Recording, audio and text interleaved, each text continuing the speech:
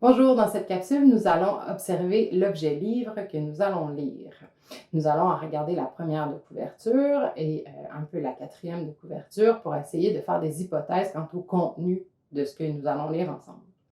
On va utiliser la stratégie de la prédiction. En fait, c'est quoi ça, la stratégie de la prédiction? C'est tout simplement d'ouvrir tous les petits tiroirs qu'on a en tête de nos connaissances antérieures et d'observer tous les éléments que le livre nous offre pour essayer de prédire ce que nous allons lire. Tout peut être pris en considération, c'est ce qu'on appelle le paratexte. Donc, que ce soit le titre, la typographie, la couleur, la grosseur, les illustrations, tout indice est bon. Il faut qu'il soit présent, il faut qu'on puisse le nommer et qu'on ait activé nos connaissances. Donc, tu as besoin de ces deux choses pour faire des bonnes prédictions. Puis, un bon lecteur, en fait, va faire de la prédiction tout au long de sa lecture en les validant ou en les invalidant. Ça se peut qu'on se trompe. Puis, on revient, on réajuste et on continue. Ça assure la compréhension, puis ça permet aussi de faire une meilleure interprétation. Donc, si nous prenons la première de couverture de cet objet que nous allons lire, il est possible de faire plusieurs prédictions. Tout d'abord, le titre, Boulevard Banquise. C'est quoi ça, Boulevard Banquise? Qu'est-ce que ça veut dire? Est-ce que ça se peut, ça, un boulevard banquise?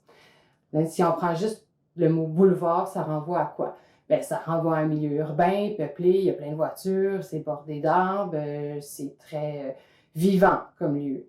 En tout cas, l'image que je m'en fais, c'est ça. Puis banquise, bien, c'est quoi? C'est un amas de glace flottante dans un lieu éloigné. Puis moi, ce que je me visualise comme étant une banquise, bien, il n'y a personne dessus. Alors, on aurait comme une contradiction. Ce qu'on a ici, en fait, boulevard banquise, c'est une figure de style utilisée en poésie. Ça s'appelle l'oxymore ou l'oxymoron.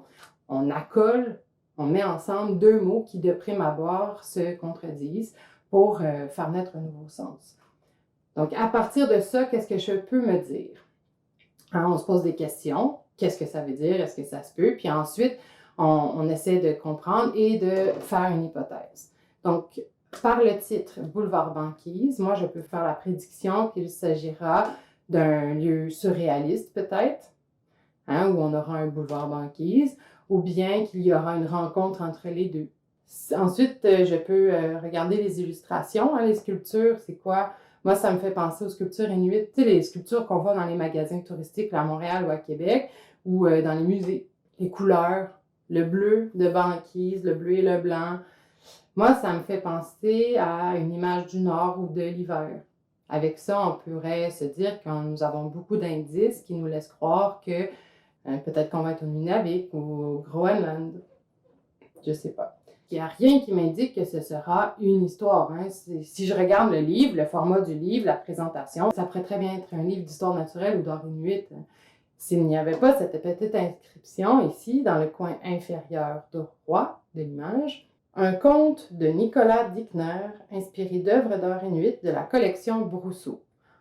Il s'agira donc d'un conte, il y aura donc une histoire. Ici, ce sont bien des sculptures inuites. Je le sais parce que j'ai lu plusieurs de ses livres. Là. Nicolas Dickner, c'est plutôt des œuvres pour adultes. Donc, peut-être qu'il s'agira d'un conte pour adultes. Selon mon survol que j'ai fait avec vous, j'ai plusieurs indices qui m'indiquent qu'il s'agira peut-être d'une confrontation ou d'une rencontre entre deux milieux, différents culturellement, différents, éloignés géographiquement. Ce sera peut-être une rencontre. J'espère que ce sera une rencontre, du moins. Si je regarde la quatrième de couverture, je ne ferai pas toutes les prédictions avec vous pour la quatrième de couverture, mais si je regarde la quatrième de couverture, on m'indique que Boulevard Banquise est le premier conte pour enfants que signe Nicolas Dickner. Eh bien donc, ma prédiction ici, elle est invalidée.